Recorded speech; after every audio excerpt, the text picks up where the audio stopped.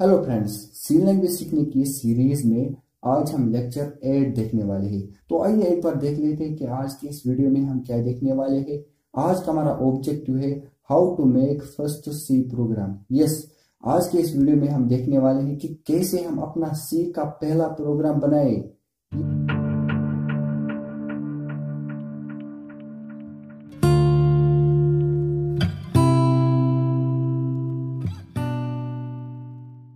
दोस्तों, हम जानते हैं कि सी प्रोग्रामिंग एक बेसिक प्रोग्रामिंग लैंग्वेज है। यानी अगर हमने सी लैंग्वेज को अच्छे से सीख लिया तो बाकी जितनी भी प्रोग्रामिंग लैंग्वेज है, चाहे वो सी प्लस प्लस हो, जावा हो, एंड्रॉयड हो, पाइथन हो या कोई और प्रोग्रामिंग लैंग्वेज हो, आपने एक बार जब सी को सीख लिया तो ये सारी प्रोग्रामिंग लैंग्वेज आपको अच्छे से समझ आ जाएगा। इनको आसानी से आप सीख सकते हो अगर आपको सी प्रोग्रामिंग अच्छे से आएंगी। तो इसीलिए सी प्रोग्रामिंग आपको अच्छे से आना बेहद जरूरी है ताकि आपको अच्छे से समझ में आ जाए। दोस्तों, जैसे कि कोडिंग क्या होती है, सी प्रोग्रामिंग क्या होती है, ओके, प्रोग्राम क्या होता है, कोडिंग कैसे की जाती है, ओके, .exe फाइल कैसे बनाई जाती है, यानी कि सॉफ्टवेयर कैसे बनाया जाता है। तो ये सब चीजें आपको पहले मालूम होना ही चाहिए। मैं मान के चल रहा हूँ कि आप बिगनर हो, आपको अभी प्रोग्रामिंग के बारे में भी पता नहीं हो कि जीरो से स्टार्ट करने जा रहा हूँ मैं। तो सबसे पहले हम क्या करते हैं, हम एक छोटा सा प्रोग्राम बना लेते हैं। ओके, तो चलिए मैं टर्बो सी प्लस प्लस इसको ओपन कर लेता हूँ। ओके, पिछले वीडियोस में हमने इसकी इंस्टॉलेशन और इसको यूज कैसे करते हैं इसको भी देख लिया है। तो हम क्या करते हैं, सिंपली यहाँ फाइल पे क्लिक कर लेते हैं और यहाँ न्यू पे क्लिक कर लेते हैं। तो सबसे पहले सिंटेक्स के बारे में जानते हैं। तो मैं आपको सिंपल भाषा में बताऊंगा, सिंपल वर्ड्स में बताऊंगा कि सिंटेक्स क्या होता है। बेसिकली ये एक तरीका होता है, ये एक मेथड होता है, ये एक फॉर्मेट होता है। ओके, यानी जब भी आप प्रोग्रामिंग करो तो ये तरीका आपको फॉलो करना ही करना है।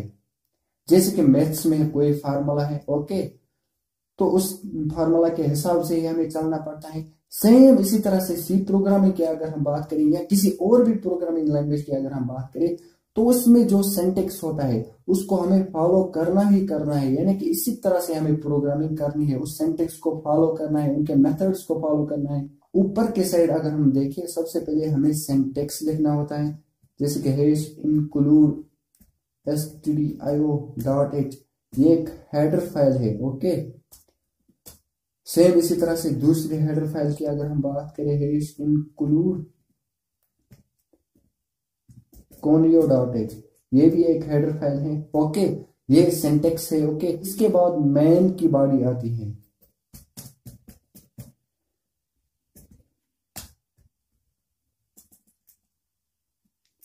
तो मेन में आपने देखा कि दो कर्ली ब्रेसेस मैंने लगाए हैं यहाँ पर। ओके, एक है ओपन कर्ली ब्रेस, सेकंड है क्लोजिंग कर्ली ब्रेस। यानी कि ये एक सिंटेक्स है, इसको आपको फॉलो करना ही करना है अगर आपको सी में प्रोग्रामिंग करनी है।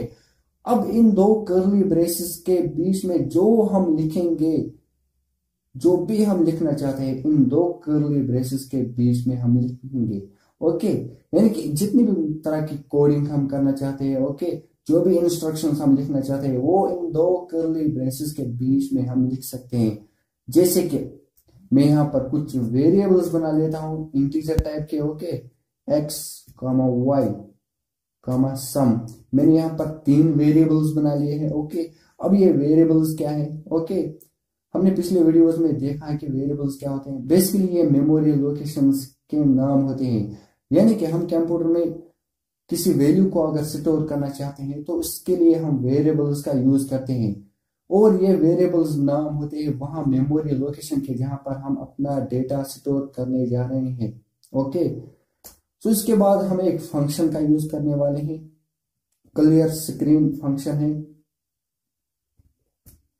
जिससे क्या होगा, जो भी ओल्ड आउटपुट स्क्रीन पर होगा वो इरेज हो जाएगा। ओके, इसके बाद हम क्या करते हैं, मेक प्रिंटफ मैंने लिखा, यस, आपको इस चीज का ध्यान रखना है, मैंने प्रिंटफ में पी कैपिटल नहीं लिखा है। कोई भी वर्ड यहां पर आप देख सकते हैं, कोई भी अल्फाबेट मैंने यहां पर कैपिटल में नहीं लिखा है। ओके, यानी कि सारा का सारा मैंने स्मॉल लेटर्स में लिखा है। ओके, बेसिकली सी लैंग्वेज केस सेंसिटिव है, यानी कि अगर आपने पी इसका कैपिटल किया है तो ये अलग तरह से ट्रीट किया जाएगा। ओके, सो इस तरह से प्रिंटफ का भी एक अपना सिंटेक्स है। प्रिंटफ जो कि फंक्शन है, प्रीडिफाइंड फंक्शन है। ओके, ये कोई कीवर्ड नहीं है। ओके, तो इसके अंदर जो भी हम लिखेंगे वो एज इट इज प्रिंट हो जाएगा। जैसे कि मैंने लिखा इंटर फर्स्ट नंबर। ओके, तो ये सारा का सारा जो है एज इट इज प्रिंट हो जाएगा, यानी कि इंटर फर्स्ट नंबर डिस्प्ले हो जाएगा। ओके, अब हम क्या करते हैं, मैं यहाँ पर स्कैन है जो कि एक प्री डिफाइंड फंक्शन है। ओके, इसको मैं यूज करने वाला हूं। इसका भी सिंटेक्स आपने देखा। ओके, स्कैन है पर्सन डी के एड्रेस ऑफ एक्स। तो बेसिकली मैंने क्या किया, यूजर जो भी वैल्यू एंटर करेगा। ओके, हमने यहां पर लिखा है यूजर को एक मैसेज, जब भी हमारा प्रोग्राम चलेगा तो यूजर को एक मैसेज दिखाई देगी कि एंटर फर्स्ट नंबर, आप फर्स्ट नंबर एंटर करोगे। जब भी यूजर फर्स्ट नंबर एंटर करेगा तो वो स्टोर हो जाएगा एक्स में। हम जानते हैं कि एक्स एक वेरिएबल है। ओके, यहाँ पर हमने एक्स एक वेरिएबल बनाया है और ये मेमोरी लोकेशन का नाम है जहां पर हमारा वैल्यू स्टोर हो जाएगा। यानी कि यूजर जो भी डेटा एंटर करेगा, यूजर ने 10 एंटर किया तो वह एक्स में चला जाएगा। एक्स एक्स बेसिकली क्या है, मेमोरी लोकेशन का नाम, यानी कि जहां पर 10 स्टोर है उस मेमोरी लोकेशन का नाम है ये एक्स। ओके, सेम इसी तरह से दूसरा प्रिंट हम यूज करते हैं। बेसिकली मैं एडिशन का प्रोग्राम बना लेने वाला हूं। ओके, यूजर से इनपुट लूंगा। सेम इसी तरह से हम लिखेंगे इंटर सेकंड नंबर। ओके,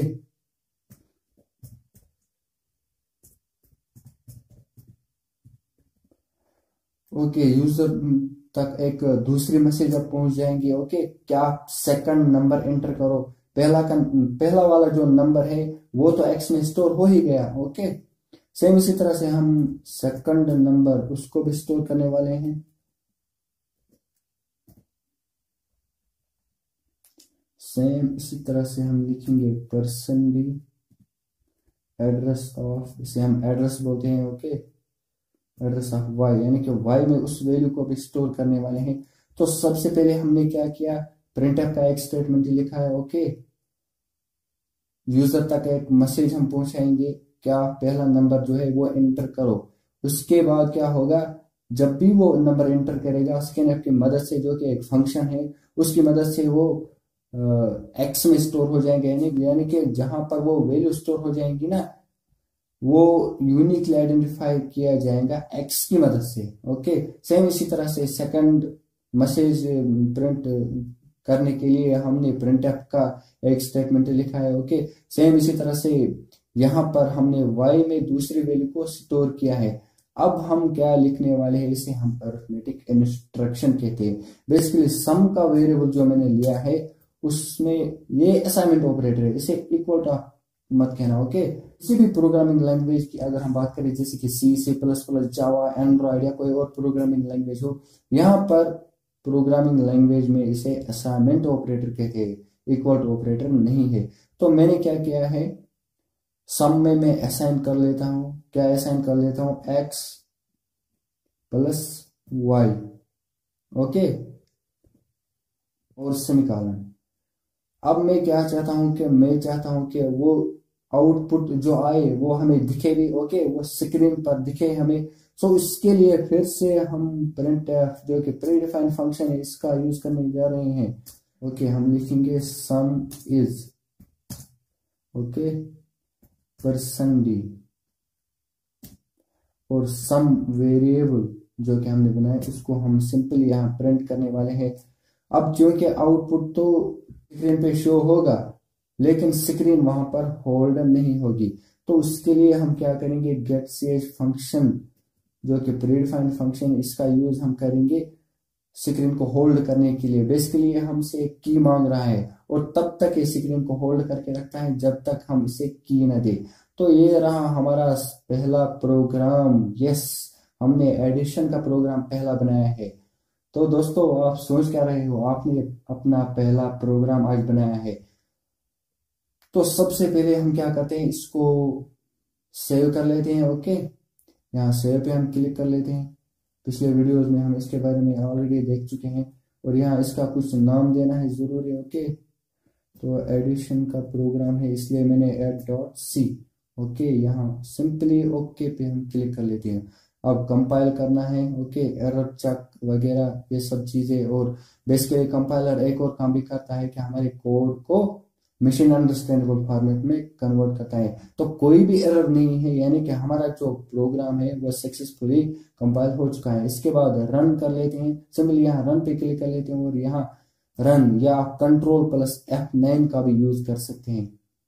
तो दोस्तों यहाँ पर आप देख सकते हैं इंटर फर्स्ट नंबर, यानी कि यूजर को अब फर्स्ट नंबर एंटर करना है। जैसे कि मैंने 10 एंटर किया, सेम इसी तरह से सेकंड नंबर हमें एंटर करना है, जैसे कि मैंने 20 किया है। तो जैसे मैं एंटर करूंगा हमारा आउटपुट शो होगा, यानी कि 30 जो है वो आउटपुट में आ जाना चाहिए। तो चलिए इंटर मार लेते हैं। यस, सम इज 30, जो कि बिल्कुल करेक्ट है। यानी कि हमने अपना पहला प्रोग्राम, एडिशन का प्रोग्राम सक्सेसफुली बनाया है। लेकिन दोस्तों हमने आज अपना पहला प्रोग्राम बनाया और इसको थोड़ा सा हमने डिफाइन भी किया, लेकिन बहुत सारी चीजें जो हमारी समझ में नहीं आई, जैसे कि ये हैश इंक्लूड stdio.h, ये कौन सी फाइल है। हाँ, हमें तो मालूम चला कि हेडर फाइल है, लेकिन क्या हेडर फाइल है फिर भी हमारी समझ में नहीं आया। सेम इसी तरह से conio.h, ये भी क्या है। ओके, या मेन की बॉडी ये क्या है, ये सब चीजें। ओके, ये पैरेंथेसिस हमने क्यों लगाए हैं, इसी तरह से ये इंट क्या है। ओके, ये एक्स वाई सम ये सब क्या है, या क्लियर स्क्रीन क्या है। सेम इसी तरह से प्रिंट एफ क्या है। ओके, या स्कैन एफ यहाँ पर क्या है, परसेंट डी क्या है, किस तरह से हम अरिथमेटिक इंस्ट्रक्शन जो है वो परफॉर्म करते हैं। यहाँ पर ये प्रिंट एफ हमने क्यों लिखा है, और ये सम क्या है, और ये गेट सेज क्या है। इन सब के बारे में हमें अभी अच्छे से समझ में नहीं आया। आई नो दोस्तों, मुझे मालूम है कि आपको समझ में नहीं आया, इसीलिए मैंने ये वीडियो बनाया है ताकि आपको थोड़ा सा एक हिंट मिल जाए। ओके, कि हम करना क्या चाहते हैं। ओके, तो मैं क्या करता हूँ, हर एक वीडियो में हम एक एक चीज को अच्छे से समझने वाले हैं। ओके, तो नेक्स्ट वीडियोस जो होंगे वो इनके बारे में होंगे, जैसे हैश इंक्लूड इसके बारे में होंगे, इसके बाद मेन के बारे में होगा, सेम इसी तरह से यहाँ वेरिएबल्स के बारे में होगा, इसी तरह फंक्शंस के बारे में। मेरे कहने का मतलब यह है कि हर एक वीडियो में हम अलग अलग चीजों को डिफाइन करने की कोशिश करेंगे। दोस्तों से इसी तरह से हम सी प्रोग्रामिंग सीख सकते हैं अच्छे से, क्योंकि हम हर एक चीज को अच्छे से समझने वाले हैं। दोस्तों आई होप कि आज की वीडियो आपको अच्छी लगी होगी। अगर अच्छी लगी हो तो हमारे वीडियो को लाइक कीजिए, शेयर कीजिए। इस तरह के और वीडियोस अगर आप देखने में इंटरेस्टेड है तो हमारे चैनल को भी सब्सक्राइब कीजिए, साथ में बेल आइकन भी दबाइए, ताकि जब भी हम कोई नया वीडियो बनाए उसकी नोटिफिकेशन आपको सबसे पहले मिले। Thanks for watching.